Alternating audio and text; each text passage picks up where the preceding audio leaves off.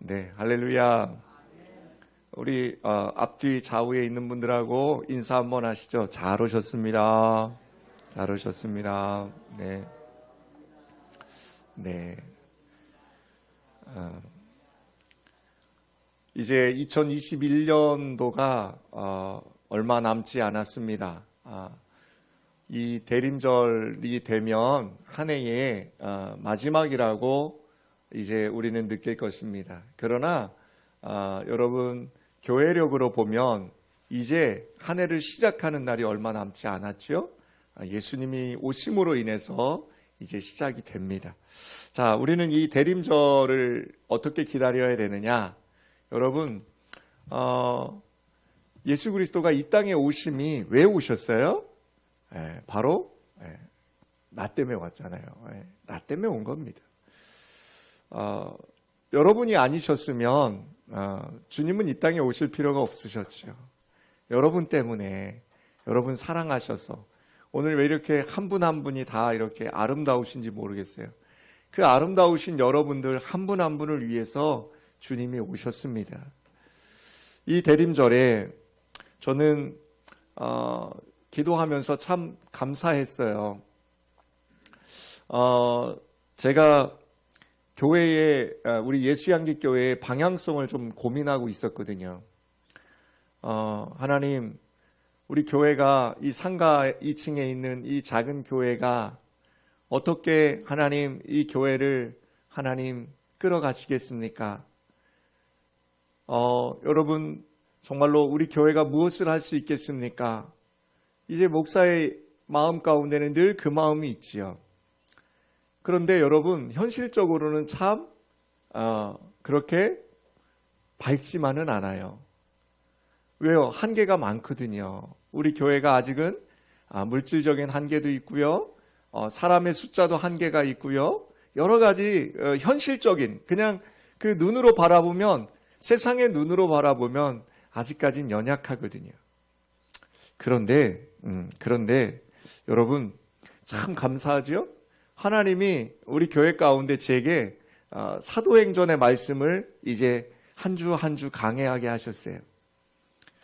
근데 그 사도행전을 제가 예전에는 그렇게 못 봤거든요.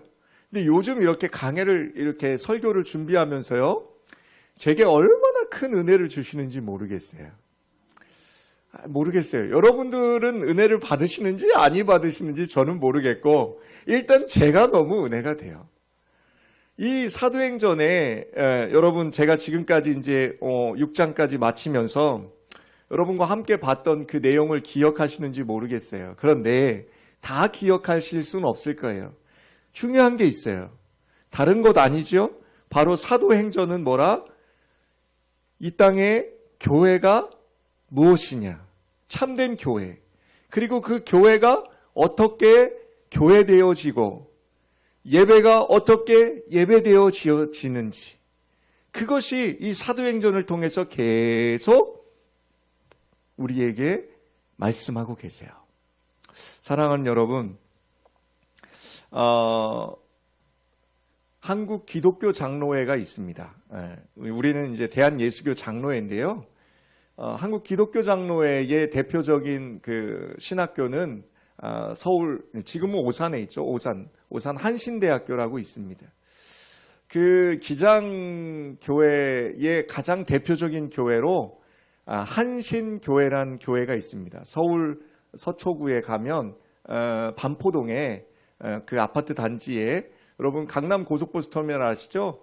그쪽 맞은편에 보면 큼지막한 교회가 하나 있는데 그게 한신교회라고 합니다. 지금은 이제 분당에도 이제 있고요. 그 기독교 장로회를 대표하는 교회가 한신교회입니다. 그 교회를 개척하신 목사님이 이중표 목사님이십니다. 이미 고인이 되셨어요. 이제 하나님 나라에 가셨지만, 그 목사님은요, 삼고를 겪으셨어요. 삼고. 가난, 되게 가난하셨고요. 그 다음에 질병, 4번이나 죽을 고비를 넘기셨어요. 마지막도 암으로 하나님 나라에 가셨어요. 그 다음에 불우한 시절을 겪었어요.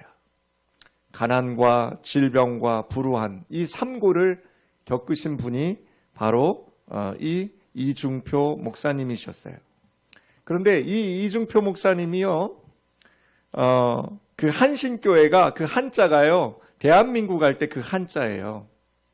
그리고 한신교회라 이름 지은 이유가 뭐냐면 한민족, 우리 한국을 복음화하겠다라는 열망을 가지고 개척했어요.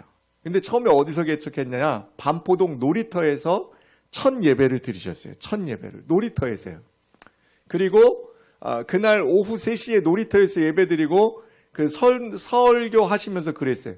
오늘부터 여기에 이제 교회가 생깁니다. 라고 하면서 자기 집, 그 아파트, 조그만 그때는 반포 주공 아파트였어요. 13평. 연탄 떼던 그 반포 주공 아파트. 거기서부터 이제 시작된 교회가 한신교회입니다.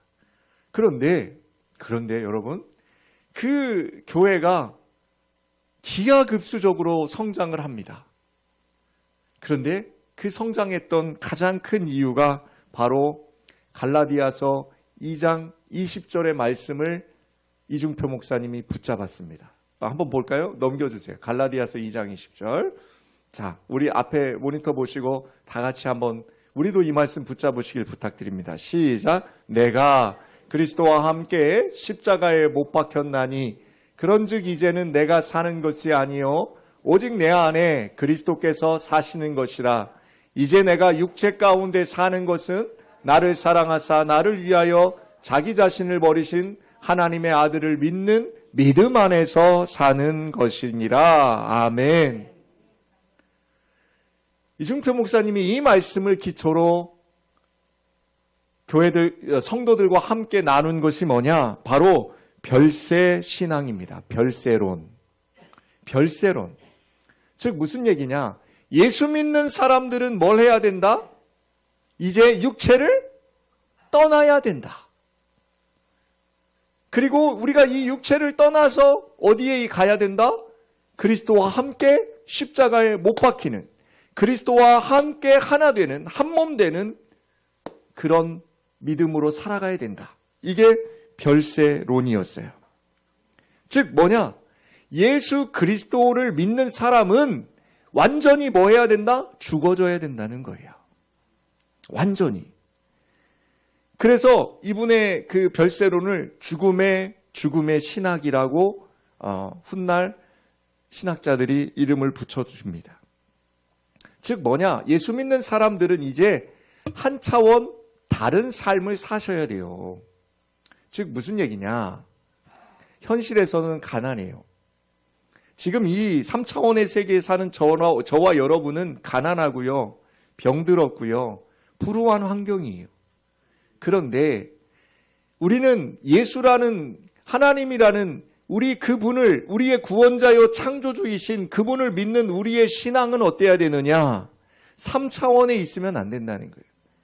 이미 이 차원을 뭐 해야 된다는 거예요? 뛰어넘어야 된다는 거예요. 그래서 뭘 해야 돼요? 몸이 아파요. 죽을 것처럼 아파요. 그래도 그 죽을 것 같은 몸을 이길 수 있는 게 뭐라는 거예요? 예수 그리스도의 그 보혈의 신앙이라는 거예요. 정말 먹을 게 없어요. 정말 먹을 게 없어서 하나님 이거 먹고 죽으렵니다. 라고 과부가 그렇게 생각했지만 누가요? 하나님의 사람, 그 선지자를 보내시고 그 과부를 근데 또 잔혹하잖아요. 뭐예요? 시험해요. 그거 내놓으라는 거예요. 먹고 죽으려고 했거든요. 그거 먹고 이제 죽으려고 그랬어요. 그런데 하나님이 선지자를 보내서 그걸 내놓으라는 거예요. 내어드립니다. 여러분 어떻게 내어놓을 수 있어요? 못 쳐요. 저는 아마 그 시험 당했으면 뭐라고 했을 거예요. 할 수 없는 것 같은데, 도저히 안 되는 것 같은데 하나님은 뭐라고 말씀하신다고요? 그것마저도 내어놓으라는 겁니다. 여러분, 예수 앞에 나올 때에 그러라는 겁니다. 여러분, 그 알량한 자존심 내려놓으시다는 거예요. 여러분의 그 지식 내려놓으시다는 거예요. 여러분이 가지고 있는 그 돈 여러분 내려놓으십시오. 여러분이 애지중지하는 것들이 있습니다.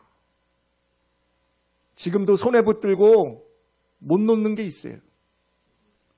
여러분이 이루고 싶은 그 욕망, 여러분이 가장 소중하게 생각하는 그 모든 것, 뭐라고요?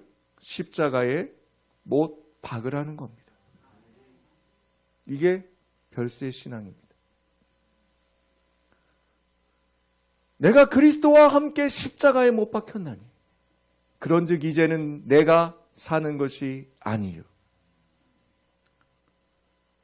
여러분, 내가 사는 것이 아니라 오직 내 안에 그리스도께서 사시는 것이라는 이 바울의 고백이 저와 여러분 고백되시기를 부탁드립니다. 이게 바로 별세 신앙이었고, 이것을 통해서 한신교회는 날로 복음을, 한국 땅이 아닌 전 세계에 복음을 증거하는 아름다운 교회로 성장할 수 있었던 것입니다. 사랑하는 여러분, 모든 것에는 단계가 있습니다. 갑자기 그냥 되어지지 않습니다. 제가 저희 아내랑 이렇게 얘기하면서 늘 하는 말이 그거였어요. 기다려주세요. 여러분, 하나님이 여러분을 얼마나 기다리십니까? 하나님이 여러분 위해서요, 이 땅의 종말을 지연하고 계시는 거예요. 이 땅의 심판을 지연하시면서 하나님이 여러분을 기다리고 계신다니까요. 아브라함 얘기를 안 할 수가 없지요. 제가 요즘 새벽에 창세기 보는데 아브라함의 조카 롯을 구원하시기 위해서 하나님이 기다리셔요. 아브라함이 5번을 하나님 앞에 물어봐요. 50명. 여러분 아시죠? 그러면서 10명. 하나님이 뭐라 그래요? 10명만 있어도 내가 그 온 지면을, 그 온 성을 내가 뭐 할 거다? 구원할 거다라고 하셔요. 그런데 그 10명 있어요, 없어요? 없습니다. 결국 그 심판은 그 소돔과 고모라 성에 임하게 됩니다. 여러분, 기다리시는 하나님, 그 인내하시는 하나님, 여러분 기다리셔야 돼요. 우리 교회가 성장하는 것도 여러분 기다려야 돼요. 단계가 있어요. 여러분의 신앙이 성장하는 것도 단계가 있어요. 여러분 기다리셔야 돼요. 그런데 마냥 기다리는 게 아니에요. 갑자기 되어지는 건 없어요. 여러분 어떻게 해야 돼요? 여러분들이 오늘 제가 갈라디아서 2장 20절의 말씀을 소개한 것처럼 여러분이 하나님 은혜로 그 십자가에 여러분의 그 못된 습성을 못 박으시길 주님의 이름으로 축복합니다. 여러분 못 박으셔야 돼요. 있잖아요. 말하지 않아도 여러분이 가지고 있는 나쁜 습성들 있잖아요. 여러분, 영적인 풍성함을 누리시기 원하신다면 오늘부터라도 여러분들이 차근차근 하나님의 말씀과 가까워지고 또 찬송이 입에서 떠나지 않으며 기도가 멈추지 않는 그런 신앙의 삶을 살아내시도록 여러분이 애쓰셔야 된다는 걸 믿으시길 부탁드립니다. 여러분, 오늘 본문은요, 사도행전 7장에 이제 스데반이, 여러분 잘 아시죠? 6장에서 어떻게 했어요? 스데반이 잡힙니다. 스데반이 사내들인 공회에서 그를 잡아버려요. 뭐라고 잡았죠? 그가 법정에 서게 됩니다. 왜 법정에 섰죠? 그는 다른 게 아니었어요. 그들의 영적인 모함. 여러분, 저번 주에 우리가 함께 봤지만 그가 하는 일이 뭐였어요? 그가 지혜와 성령의 충만해서 그가 담대히 하나님을 전하기 시작하자 유대인들의 그 회당에서 전했던 그 스데반을 그 유대인들이 모함합니다. 거짓 증인을 내세워서 심지어는 모함해서 법정에 세우게 됩니다. 그런데 오늘 7장부터는 이제 긴 스데반의 설교가 시작이 됩니다. 저는 이 스데반의 설교를 통해서 이제 3주 동안 정말로 스데반이 했던 그 설교를 제가 보니까요, 다른 말 하지 않습니다. 예수 믿는다는 것이 무엇이냐라는 것을 스데반이 조목조목 우리에게 말씀하고 계십니다. 여러분, 예수 믿는다는 것이 뭘까요? 오늘 말씀의 제목이 제자의 삶입니다. 제자의 삶. 그 제자의 삶의 첫 번째가 저는 바른 믿음이라고 생각합니다. 바른 믿음. 그럼 믿음 앞에 뭐가 붙었어요? 바른. 믿음은 믿음인데요, 바르지 못한 믿음이 너무나 많습니다. 예전에 저희 교인 중에도 그런 분 계세요. 야, 예수 믿으려면 내 주먹을 믿어라, 이런 분도 계시고요. 야, 무슨 예수를 믿어. 그냥 그 돈 있으면 맛있는 거 먹고 그냥 살아, 이런 분도 계시고요. 자기 자신을 너무 열심히 믿는 분도 계시고요. 여러분, 요즘 젊은 친구들이 제일 좋아하는 게 뭔지 아십니까? 셀피시, 자기가 높아지는 거예요. 자기가 돋보이는 거예요. 그래서 여러분, 카메라 사진 찍으시잖아요. 옛날에 우리 그 필름 카메라는요, 여러분 아시죠? 있는 그대로 나옵니다. 있는 그대로. 그런데 지금 디지털 카메라는요, 어떻게 해요? 있는 그대로 안 나옵니다. 그래서 저 이렇게 생겼잖아요? 근데 사진관 가서 좀 어떻게 좀 해줘요. 그러면 이렇게 막 이렇게 깎아주고 막 이렇게 막 뭐 해줘가지고 제가 아닙니다. 여러분, 연예인들 이렇게 텔레비에 나오잖아요. 그거 다 믿지 마십시오. 여러분, 요즘 세대가 그래요. 그게 뭐냐? 젊은 친구들도 마찬가지예요. 어플이 있어요, 아예. 그래서 그 어플을 통해 사진 찍으면요, 공주같이 나요. 우리 사랑이 SNS 한번 들어가 보세요. 예. 여기서 보시는 사랑이랑 달라요. 예. 여러분, 그래요, 요즘은. 그게 뭐냐? 자기 자신이 너무 소중한 거예요. 근데 오늘 성경은 뭐라고요? 십자가에 뭐 하라고요? 못 박으라고요. 스데반이요, 지금 대제사장들이 뭐라고 물어보냐면, 너 신성모독했지? 그게 무슨 뜻이냐면, 스데반이 한 얘기가 뭐예요? 예수님께서 성전을 헐어버리시겠다라는 내용을 이야기했어요. 그게 무슨 얘기라고 했죠, 제가? 육체, 예수님이 죽으시고 부활하시고 승천하신 게 3일이에요, 3일. 3일 만에 성전을 헐어버리시겠고, 또 예수님이 승천하신 후에 뭐 하신다고요? 성령을 우리에게 주셔서 이제 그 성전이 누가 된다고요? 바로 저와 여러분이 성전됨을 말씀하신 걸 스데반이 이야기한 거예요. 그런데 유대인들에게는 그게 뭘로요? 신성모독이에요.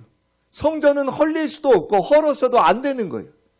그래서 스데반에게 그 얘기를 해보라는 거예요. 야, 너 무슨 얘기야? 라고 그 얘기를 해보라는 거예요. 그러면서 스데반이 2절부터 53절까지 쭉 설교를 합니다. 그 설교가 어디에서부터 시작되느냐? 바로 오늘 저와 여러분이 보시는 이 본문의 아브라함에서 요셉의 이야기가 구성이 되어 있습니다.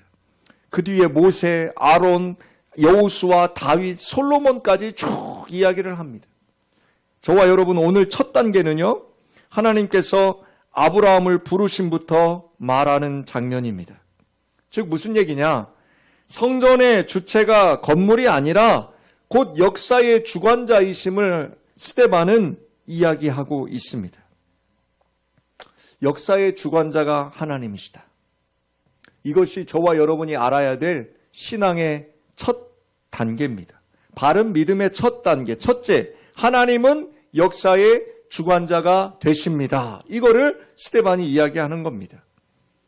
그러면서 이제 아브라함을 그가 이야기합니다. 여러분 아시죠? 아브라함이 갑자기 창세기 12장에 동 하고 등장을 합니다. 그런데 아브라함의 등장은 무엇부터 시작해요? 부르심. 오늘 여러분 이 예배의 자리에 어떻게 오셨습니까?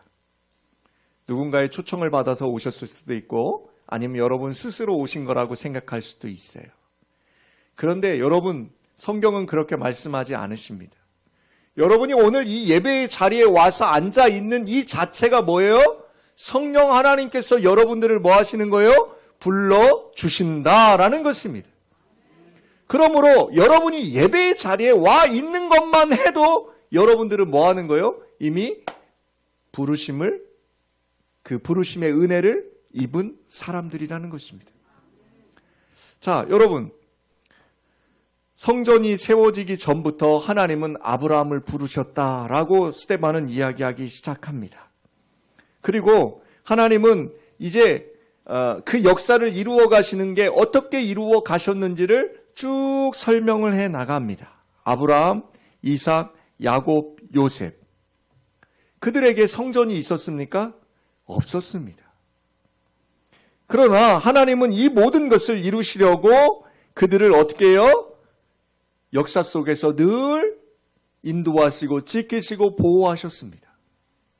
여러분 기억하세요. 역사의 주관자가 하나님이심을 믿어야 하는 첫 번째 이유가 뭐냐? 여러분과 제가 하나님의 그 섭리 안에 있음을 늘 깨달으라는 거예요. 어느 날 갑자기 암이 찾아올 수도 있고요. 어느 날 갑자기 여러분 뜻하지 않은 행운, 지금 우리가 이야기하는 생각지도 않은 돈이 벌릴 수도 있고요. 여러분 인생 가운데 정말로 생각지도 않은 사람을 만날 수도 있어요.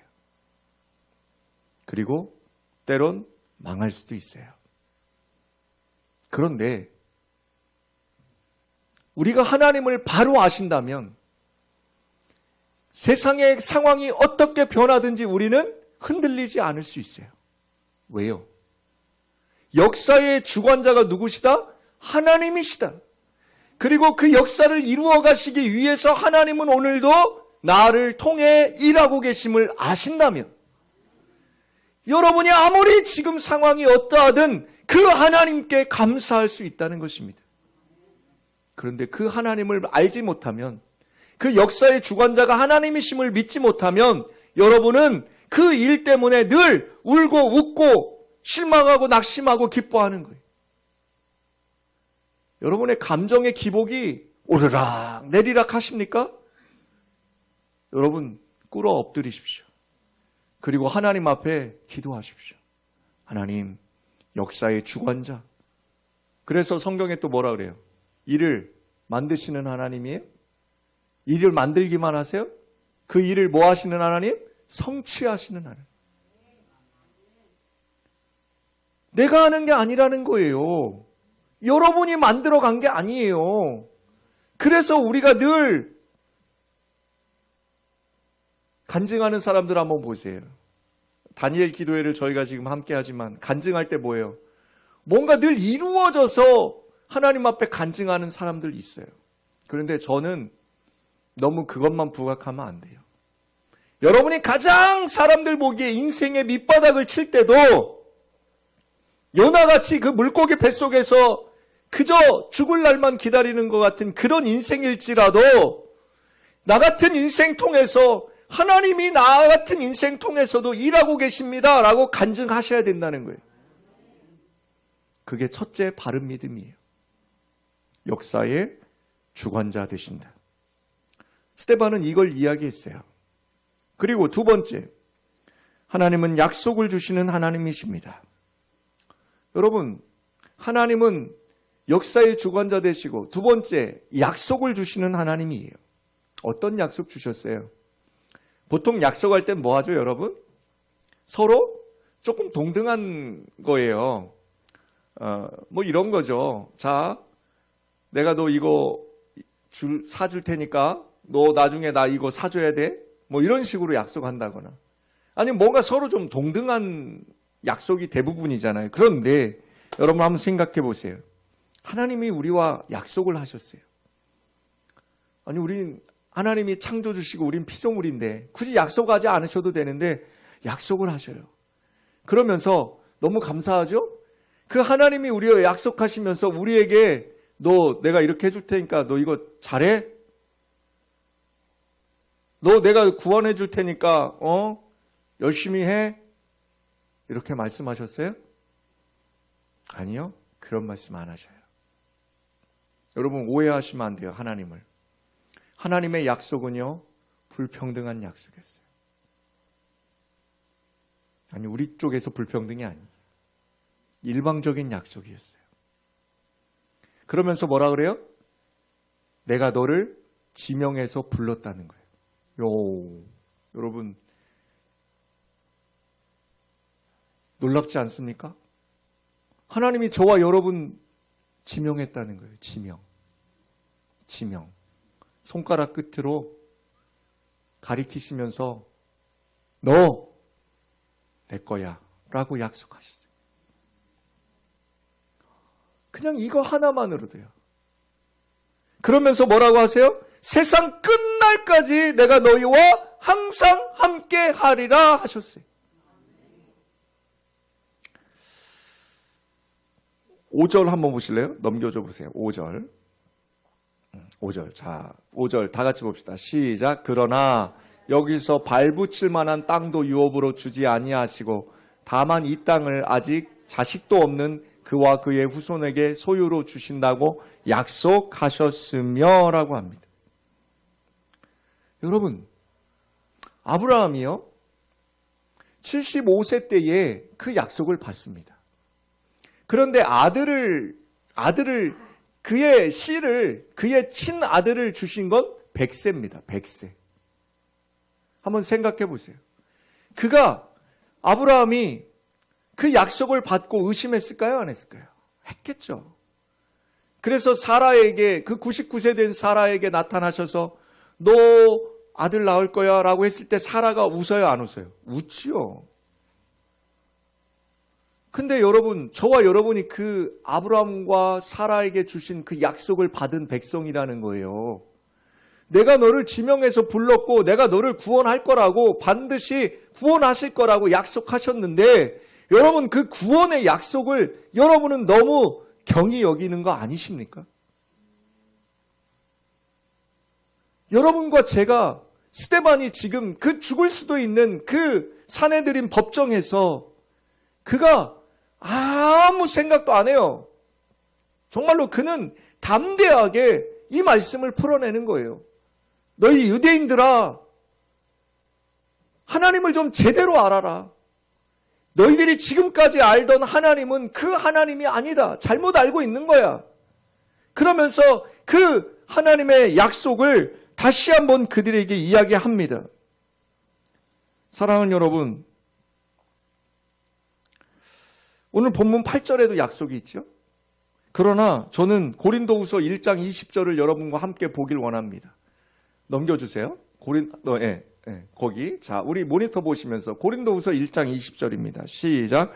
하나님의 약속은 얼마든지 그리스도 안에서 예가 되니 그런즉 그로 말미암아 우리가 아멘하여 하나님께 영광을 돌리게 되느니라. 아멘.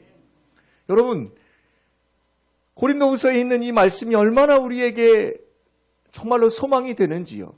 고린도후서 1장 20절에 이 말씀, 하나님의 약속은 얼마든지 누구 안에서, 그리스도 예수 안에서 뭐가 돼요? 예가 된다는 거예요. 예.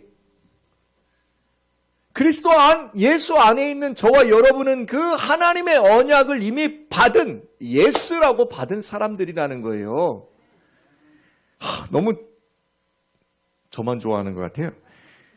그런즉 그로 말미암아 우리가 뭐라고 한다고요? 아멘. 아멘이 뭐예요? 네, 그렇습니다. 맞습니다. 그 말씀이 제 말씀이 됩니다. 라는 그 뜻이에요. 여러분, 하나님은 우리에게 약속해 주십니다. 그 약속의 하나님을 믿는다면 여러분 늘 여러분의 삶이요 어떠하든지 하나님께 영광 돌리는 삶이 되실 줄 믿습니다. 마지막 세 번째, 하나님은요 구원하시는 하나님이십니다. 여러분, 하나님께서 우리와 맺은 언약을 신실하게 지키시는 이유는 딱 하나예요. 우리의 구원을 위함입니다. 오늘 여기도 지금 스데반이 쭉 이야기하고 있는 게 뭐냐면 아브라함부터 요셉까지 이야기를 합니다. 그 이야기가 오늘 첫째, 둘째, 셋째 제가 얘기한 거예요. 하나님은 역사의 주관자시고 하나님은 약속을 주셨고 하나님은 우리에게 구원이 되신다라는 것을 스데반은 쭉 풀어냅니다. 여러분, 그게 누구 안에서 구원이 이루어져요? 예수 그리스도 안에서 구원이 이루어진다는 겁니다. 사랑하는 여러분, 요셉이 오늘 본문의 마지막에 나옵니다. 요셉이 110살의 마지막 유언을 남기고 그가 하나님의 품에 안깁니다. 110세 되었던 요셉의 유언이 창세기 50장 24절로 25절에 기록되어 있습니다. 한번 볼까요? 모니터 보시면 됩니다.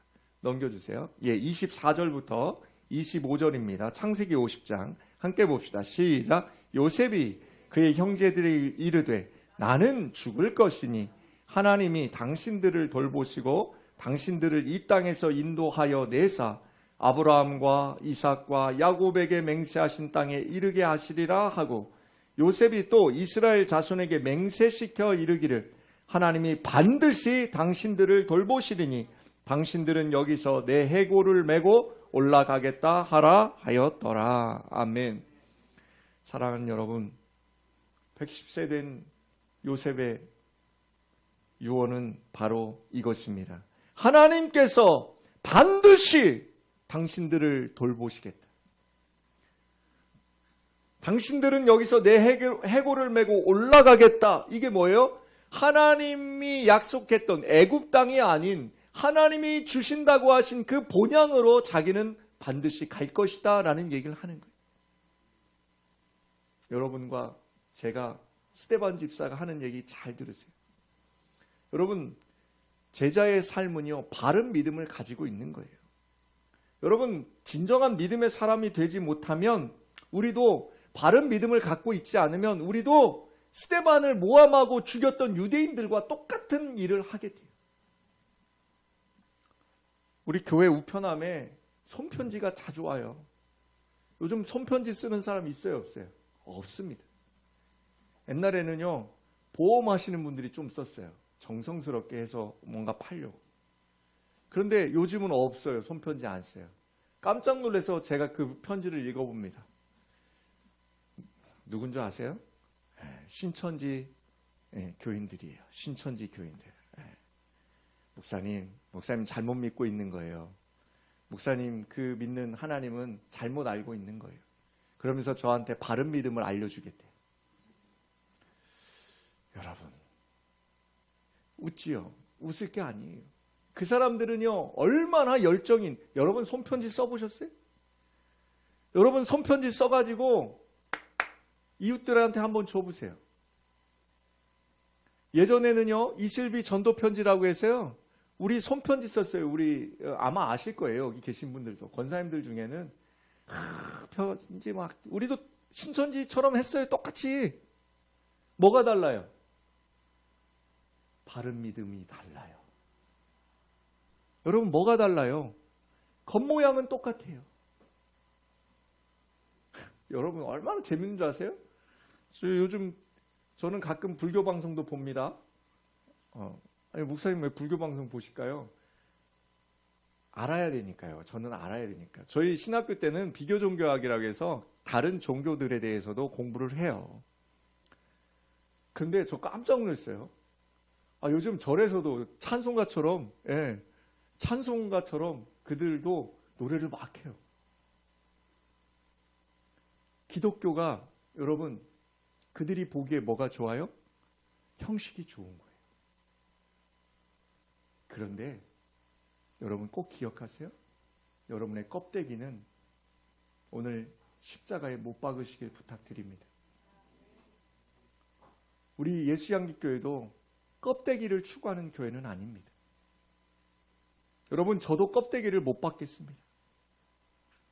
여러분, 바른 믿음, 여러분의 속이, 여러분의 그 알맹이가 무엇이냐를 늘 점검하시길 부탁드립니다. 그리할 때 그 바른 믿음, 역사의 주관자가 하나님이시며 우리에게 약속을 주시는 하나님이시며 또 우리를 구원하실 분도 하나님이심을 믿으며 날마다 바른 믿음 가지고 여러분이 제자의 삶을 살아간다면 우리 예수양기교회가 하나님 앞에 아름다운 제자들이 모이는 교회가 될 줄 믿습니다.